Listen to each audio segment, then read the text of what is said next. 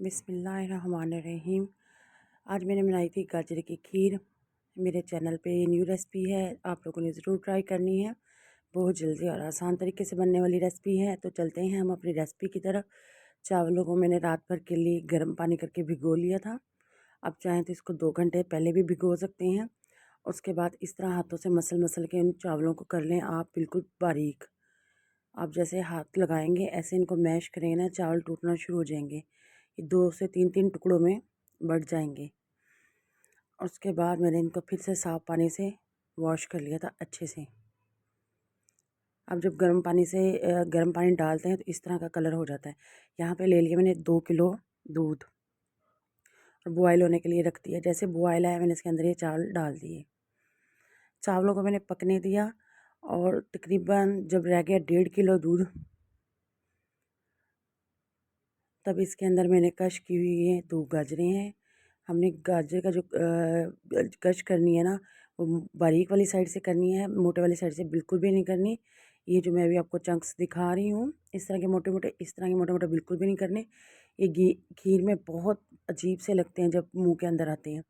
यहाँ पे मैंने डाली हैं 3 अदद सब्ज़ इलायचियाँ, जिनका टेस्ट और खुशबू दोनों ही बहुत अच्छी लगती हैं खीर के अंदर।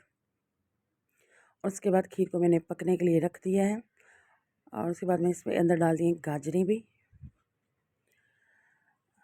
यहाँ पे चावल तकरीबन गल चुका था काफ़ी अच्छे से और दूध के अंदर ब्लेंड भी हो रहा था काफ़ी। और यहाँ पे मैंने रख लिया अलग से पैन के अंदर मैं डालूँगी 1 बड़ी प्याली चीनी की। आपने चीनी हस्बे ज़ायका लेनी है, जितनी आपको पसंद हो, जितना आप मीठा खाना पसंद करते हैं उस लिहाज से। इसके अंदर मैं डालूँगी थोड़ा सा पानी, आधा गिलास से भी कम।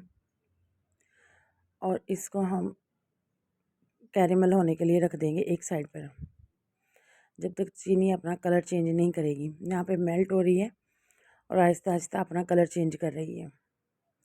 ये आप देख सकते हैं साइडों से कलर चेंज हो रहा है। जो मेरे चैनल पे न्यू है प्लीज़ मेरे चैनल को सब्सक्राइब कर दें, लाइक कर दें और शेयर कर दें और इसी तरह सपोर्ट करते रहें और मोटिवेट करते रहें। इंशाल्लाह एक दिन मैं भी आपकी तरह, मेरा चैनल भी ग्रो कर ही जाएगा इंशाल्लाह, अगर आपका सपोर्ट रहा।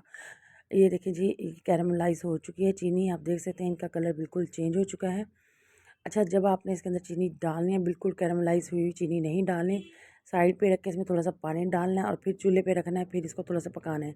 वो थोड़ा सा प्रोसीजर ना डिफ़िकल्ट हो जाता है, तो कभी कभी आग भी लग जाती है, तो वो मैं इस वजह से इस पर नहीं दिखा रही हूँ चैनल पर।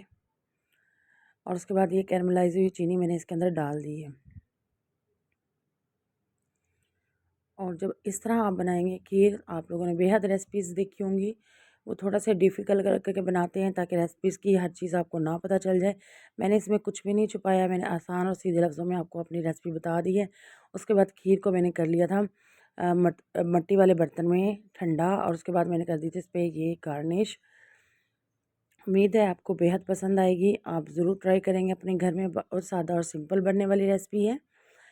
और इसको कोशिश किया करेंगे जो खीर होती है इसको मट्टी वाले बर्तन में ही रखा करें। एक तो मट्टी की खुशबू और ऊपर से खीर हो, बड़ी मज़े की बनती है।